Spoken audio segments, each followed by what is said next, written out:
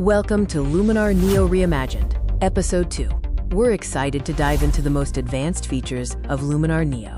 In this episode, we're diving into Luminar Neo's most advanced features, the GenAI tools.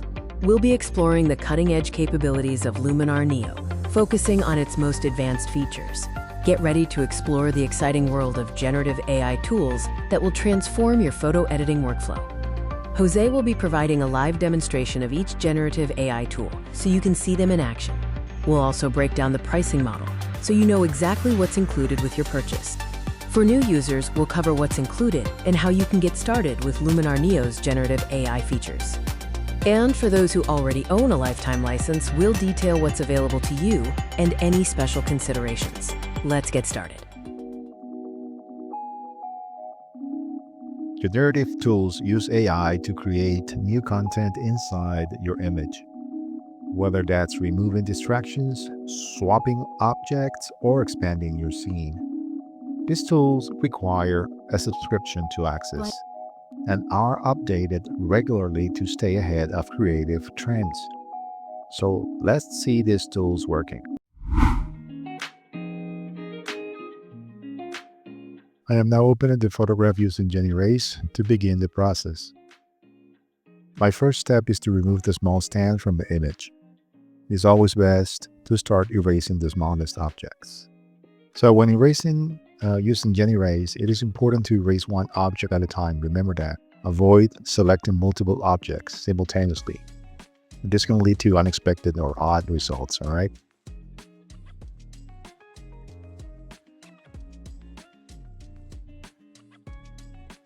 Also remember to reset your selection before choosing the next object to erase.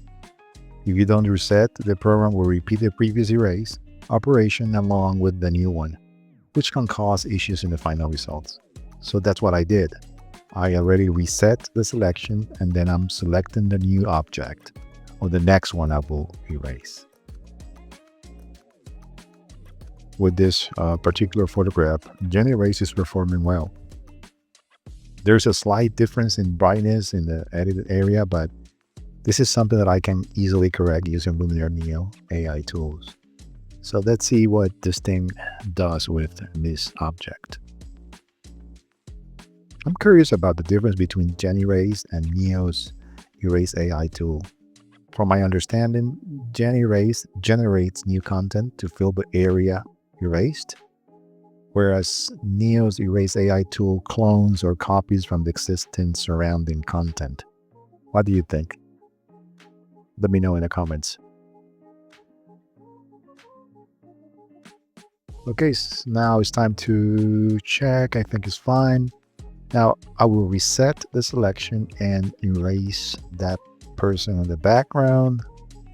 And that will be the last object or thing I will erase in this photograph.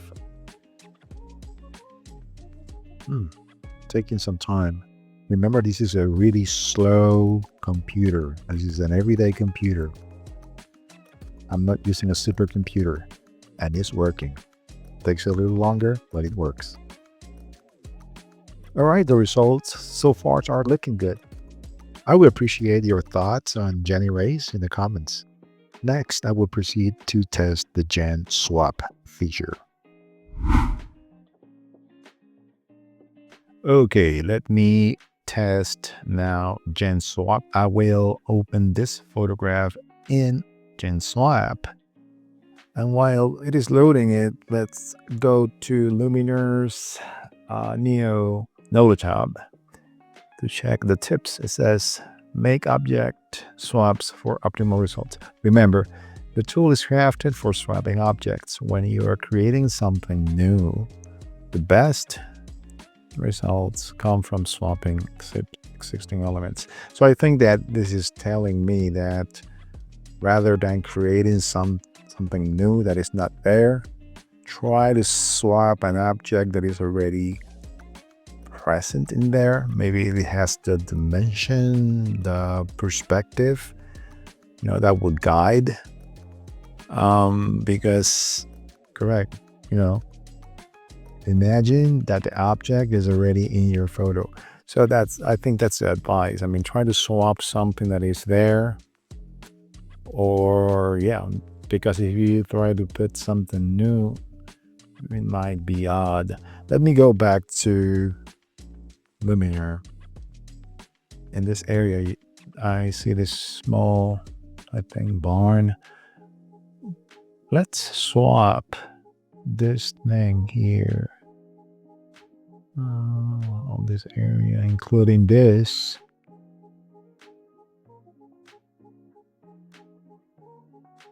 All right.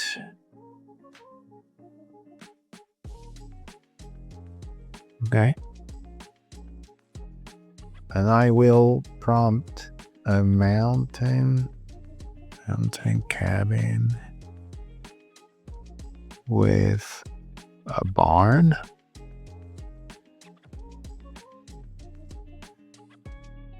Let's see what it does.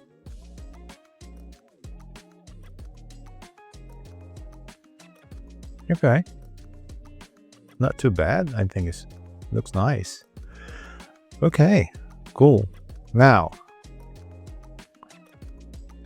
let's put some birds in here.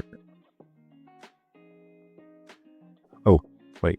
Let me reset the selection. It's really important to do this, to have a new selection, because otherwise it will recreate the cabin and everything again. I don't want that to happen. So now I will put here, I will input the prompt birds. One thing is to avoid using like erase, create, add. Those are things that I think that the software we add, with the meta prompting, whatever it's doing to prompt AI that is powering this tool. Okay, not too bad. Birds are fine.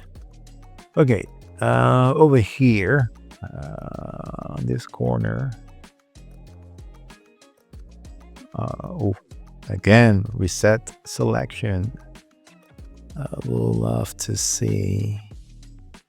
I envision here is the word they use. Waterfall. Nice. I like it. And now, add some foreground element in here. All this area. Let me see what it does. I want rocks.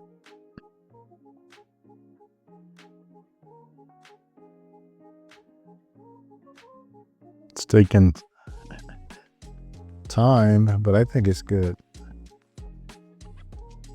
This is a slow computer, remember?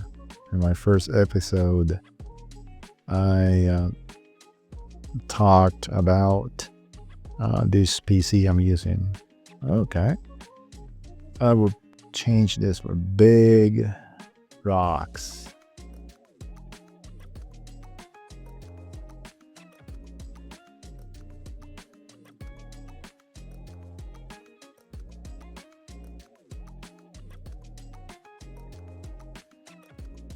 It's not too bad, but it looks weird.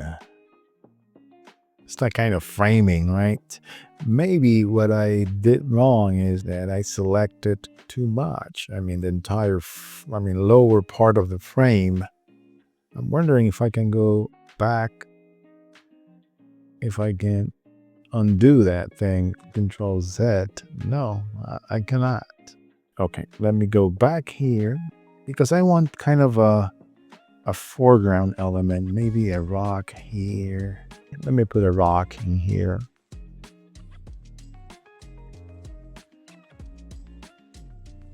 A rock.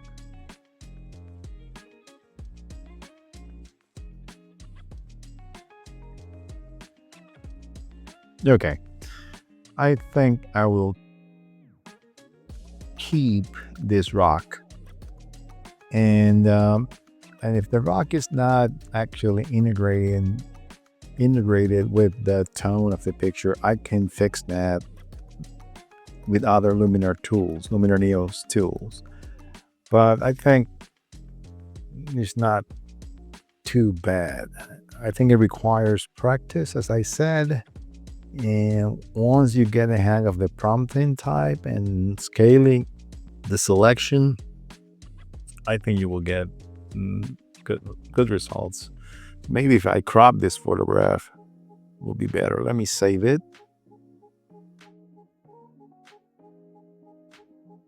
And that photograph will show here in generative creations. If I go back to edit, and I will crop.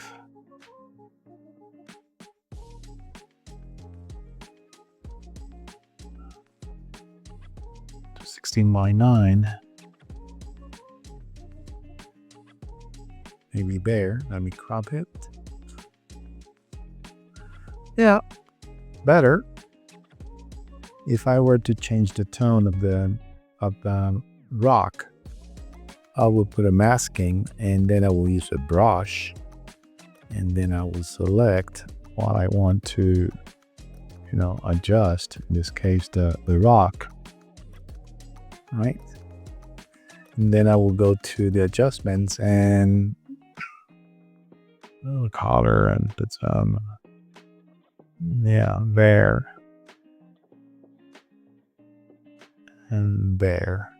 Now it's more integrated. If I go back to the mask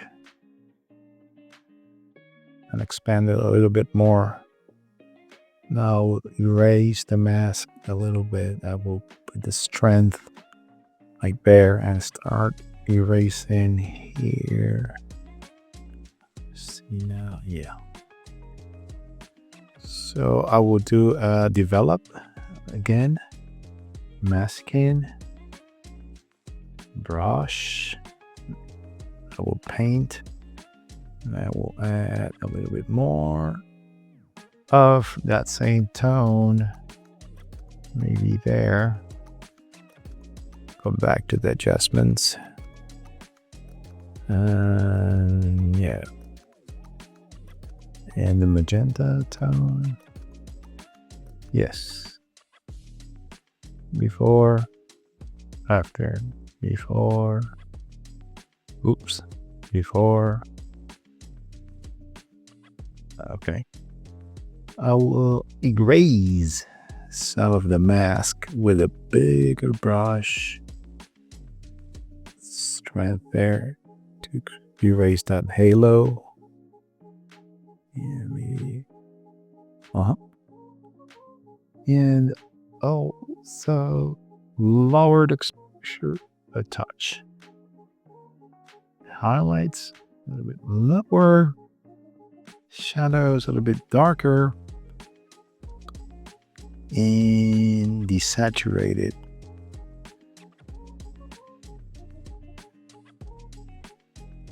Okay.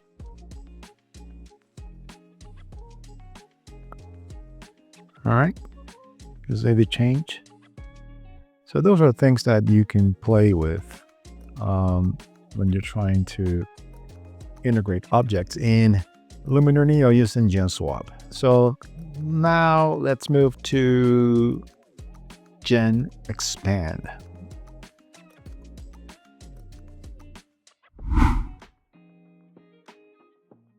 Okay, so here we are. Testing GenExpand.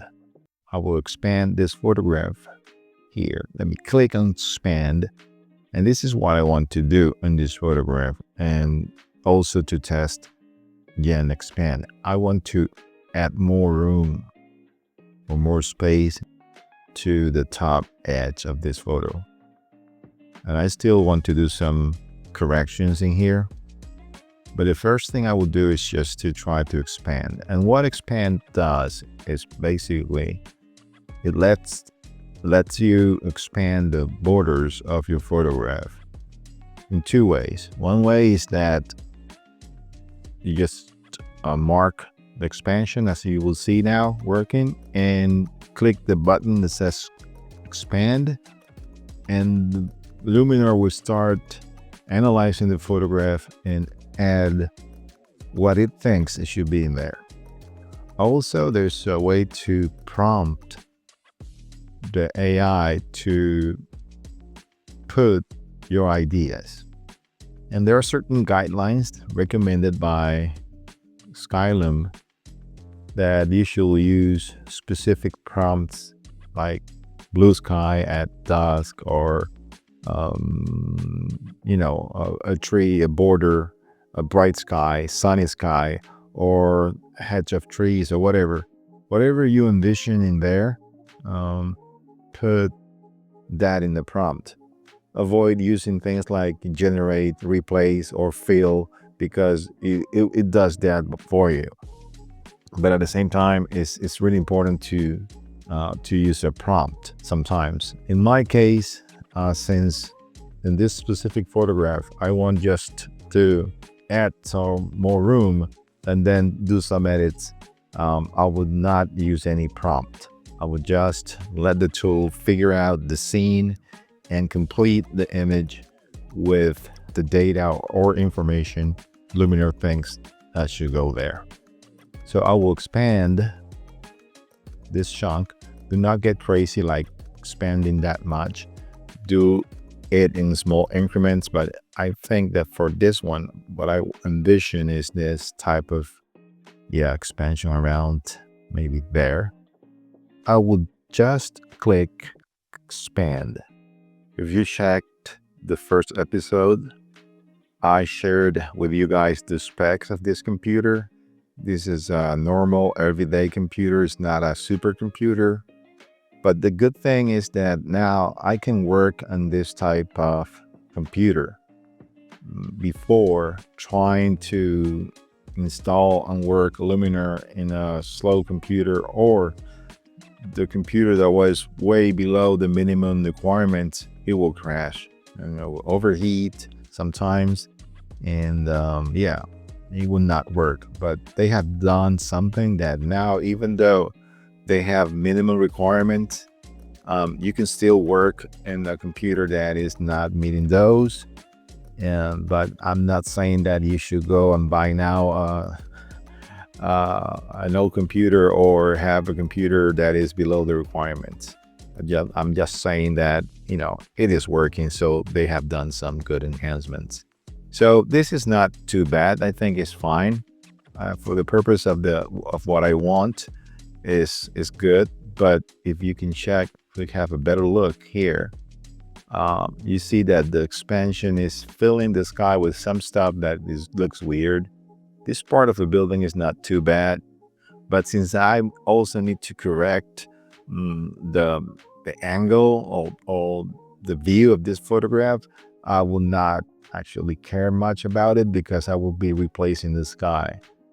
For this type of things, I find it useful if you were to recompose or add more to the sky, or maybe to the foreground elements or whatever. I mean, it will depend on the type of photograph. If I were to click expand again, because I'm not happy with the results, I can click expand again and then wait for it to work. But as I said, I tried this same photograph with a prompt and without a prompt, with more specific prompts, and it did whatever it wanted to do. In my opinion, for the use case, it's just to expanding. Mainly, I would say cityscape, landscapes, animals, because if you check some examples that they show in the Learning Hub from Skylum, they work on that. I mean, nature, animals, cityscapes, landscapes. Is not that good with humans and portraits. If the tool works for you, go ahead and do it. And remember, these tools, they have a subscription-based type of pricing model. So it's pretty much doing the same thing. The roof is better, I guess. It's more close to what the reality is.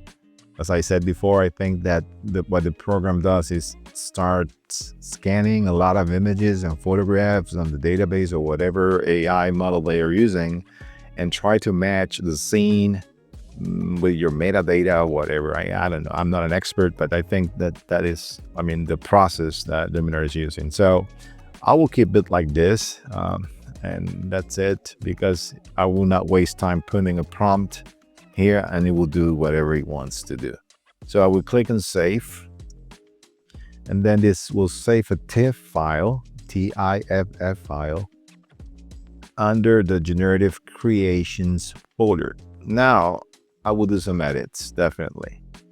The first step, I always do enhance.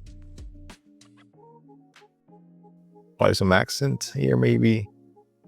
No, my magic number is 85. Oops, not 800, not 8,000. 85. Yeah, that's good. My next step, I will go to develop. I will close all these things like color, and I will keep transform. I will do the horizontal transform to this side. I want this side to move forward. So the way I look this slider is that if you go move to the right, it will move this area. If you move to the left, this area. Simple as that. So if I want this area to move forward, I will go to the minuses. Right? So maybe there. Yeah. Not too bad. I think it's fine. If I did touch more, I would leave it there. So that's all for this develop. Now I will do another develop. And the reason I click another one is because I want to have each edit in a separate layer. If I go to edits here, I have the first thing I did was the enhancement. You see, if I click the enhance, it will go revert back to the original one. Then it developed. So that's the only reason I click a second one, because now I will play with the lighting. So I will do my highlights to -100 and open the shadows, maybe across 50 something, maybe go there. Yeah. Now I will do the sky replacement. Well, maybe I can fix this thing in here. Let me do the sky replacement first. I will go to sky AI. For this one, I like the one that has this one here. And then when it's done, we actually refine the sky to match some of the colors, add some scene relighting. So a bunch of things that I want to do there. I think I will keep that sky. Yes. And then I will do the orientation. I will move the vertical position maybe to, no, there, because I want to open more this area here. I want to open, this bright area just to match the sun. So I think there is fine. Relighting, scene relighting, I will go maybe there. On the sky adjustments, I will add some warmth just to match the warmth of the area. The sun and everything in here, and some brightness as well. Okay, I think that is fine. Let me check.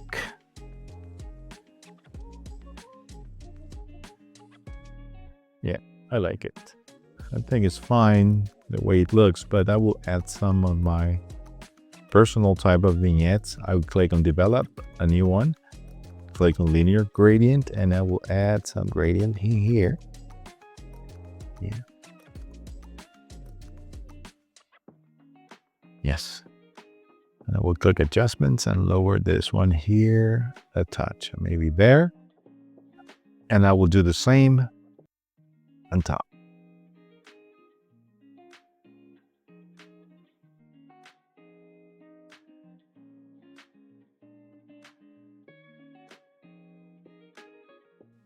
And adjustments. Yes. Okay. What I had missing in here is that it's cool. It's fine to have this thing, but for me, the image is still too dark. I like the mood, but I want to highlight this area of the photograph. In fact, I'm still missing something. Let me go back to my edits and see from the first develop. Yes, this is what I'm missing. My colors like there, and tint a little bit in saturation. Yes, okay. So you see how easy it is to go back to the previous adjustments and then apply some fixes. This is what I wanted. My next step is to use a new develop one. I will do now a radial gradient, and I will draw a circle here, maybe there. Yes. Okay. And then I will modify this circle to be now an oval. Put it there. I think now you are guessing what I'm doing, right? I want to highlight the building. Point of interest of this photograph. So let me go to adjustments, and then I will click yes, exposure. Put touch of smart contrast. I will go to color, put more tint, more saturation, and a little bit of temperature. There you go. Now you see that the sky reflection in the windows and everything looks much better in my opinion. I like this picture a lot more. If I were click here and see the before and after, it came a long way. It's a different photograph. It's showing what I like. I like, the building and the scene, what's happening around and everything. So that's all for this photograph. Let me quickly go back to my catalog. Try this thing on a human. Remember I said that it wasn't that good, but let me try again. In this photograph, I would like to have more room in the edges, the top and the bottom. Basically, I want to expand this frame to give more air around this the subject. But one recommendation is just to do one at a time, not all of them at the same time. But let me start now with the right, well, for her is the left shoulder, around there. I will click expand. And this might take a while because now it's scanning an image from scratch and trying to find a match. This is the reason I think that this thing looks for similar photographs or metadata or whatever, and trying to match the scene and paste the information. As I said, I'm not an expert, but I guess that's what is Luminar doing. Ooh, it's taking a while. Okay, not too bad. If we check, it's not the same texture, but I would say that if you were to use a professional,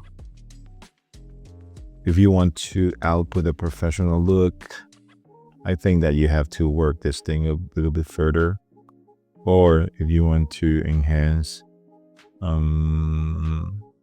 or any purpose, and maybe you only need to expand this photograph to be more squarey, maybe to fit social media type of photo, on the post, maybe it will work. But apart from expanding, maybe you will need to do some editing to fixing those things. Maybe a vignette will work. So yes, and my conclusion is that I think it works better with landscapes, cityscapes, nature, you name it, objects and animals more than humans. I also tested this photograph with GenSwap, trying to swap the face of this lady with another face, and it was swapping it good with the boundaries of the photograph. The boundaries of that hat she has, but the tone of the skin matching the neck was not fine. So this is the result. You see, now it's doing this. Maybe I can go a little bit like this, and let me do what they recommend not to do. So we click expand again, and then see what happens. I'm doing two edges at the same time. Maybe that's the trick. I don't know. It's trial and error. And I think that's the basis of AI. This thing is not our human brain. This thing is using data, that is been injected and trained on and predict an output. That's basically, in a nutshell, what AI is. I mean, in the different modes and models that this thing can be used depends on how this thing has been trained. So I think that in the case of GenExpand and generative tools, now if I tested all of them, I will say that GenErase and GenSwap work better than GenExpand. I'm speaking from the point of view of the results out of the box, so to speak. When I click the button and it does an automatic thing without the need of retouching again, I would say that with GenSwap and GenErase works better, but that's my opinion. Okay, this is not too bad. I mean, it's a different frame, you see, but check. You know, it's weird. I don't know why it does that. It creates a kind of a frame, and I would need to fix this thing, right? If I were to keep this photograph, right? But that's the way it works. I mean, I click save. Now this thing is saved in your generative creations folder, and you can do with this photograph whatever you want. I mean, if I go back to generative creations folder, that photograph should be there. So, but I need to do some work. I mean, I would not, I don't like that. I mean, maybe I can go to edit and put the good old vignette thing. Yeah, those are things you can do. And this is a different photograph. You have a better aspect ratio. I mean, guys, it's up to you. So, I mean, it's not perfect, but I think it helps. It helps a lot. So now let's move to the pricing model.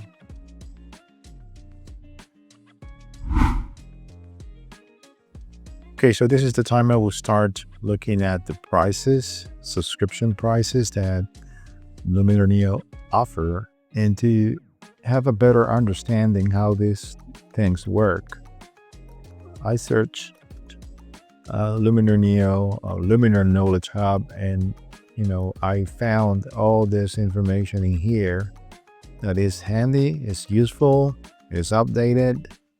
But as a starting point, I would say that put yourself in these two areas. There are two different things in here. Let's talk about legacy subscription and plans and current plans. So you have a current plan, or planning to buy a current plan, or you have a legacy system that you need to upgrade or do stuff. So before diving into analyzing this thing, let me play a quick video that will summarize everything that is in this page. Welcome to this video explaining the Luminar Neo and X membership plans, helping you choose the right one for your creative workflow. In summary, the Luminar Neo Pro subscription offers continuous upgrades and full AI tools. The lifetime plan is a one-time purchase with updates. X membership provides creative assets and tutorials, but does not include Luminar Neo. The Explore plan, a legacy option, included upgrades and updates, generative AI tools, and a 5% marketplace discount, but not the Luminar Neo app itself. The Ultimate plan, another legacy option, offered upgrades, updates, a 3-seat license, generative AI tools, educational content, and a 15% marketplace discount. The Lifetime Plus extension pack included the Luminar Neo app and updates. Upgrades were available via an upgrade pass, which also enabled generative AI tools.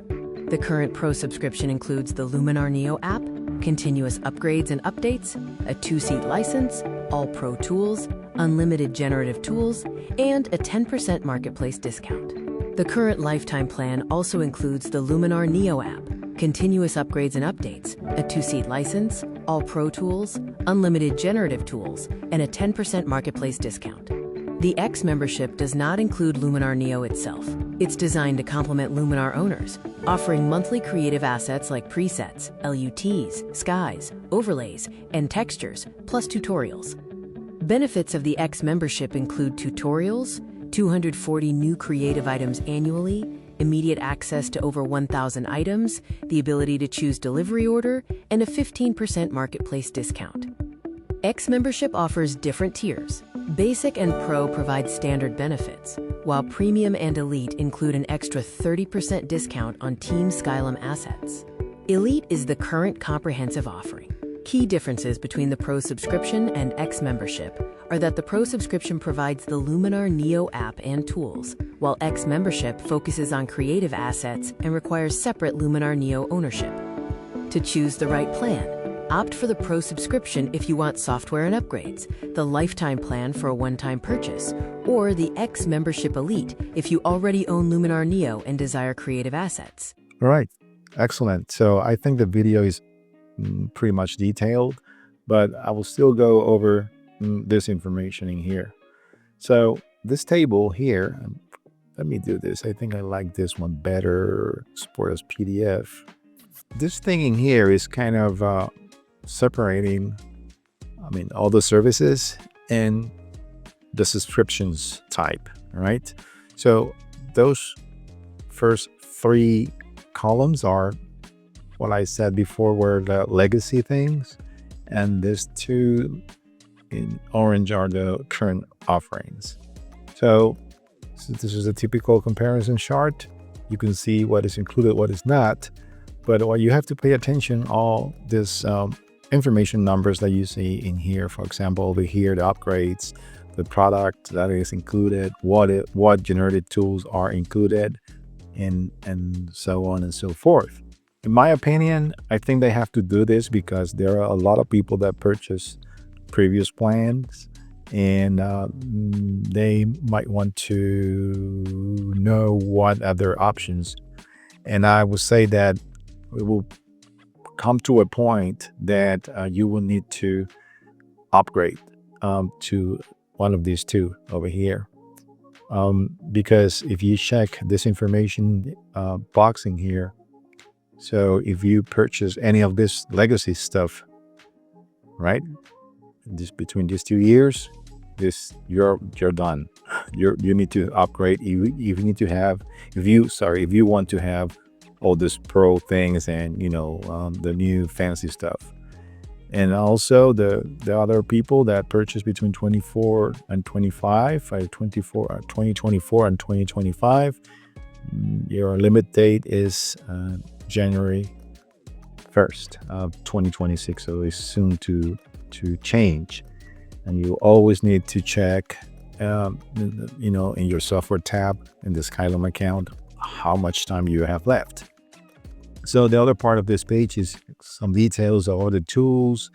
I think I covered them in the video. I would not bore you with clicking on each of these links, but if you want to check what's exactly happening in one of these two plans, the subscription plans, the lifetime plan, you can check the amount of computers you can install.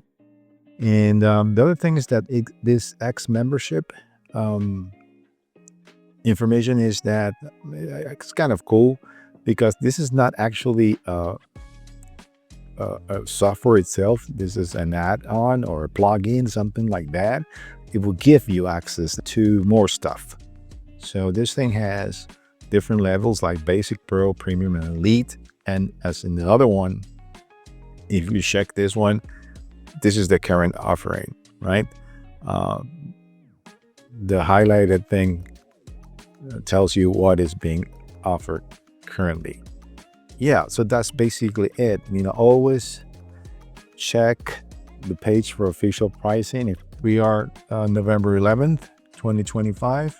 So yeah, so these are the prices for Europe.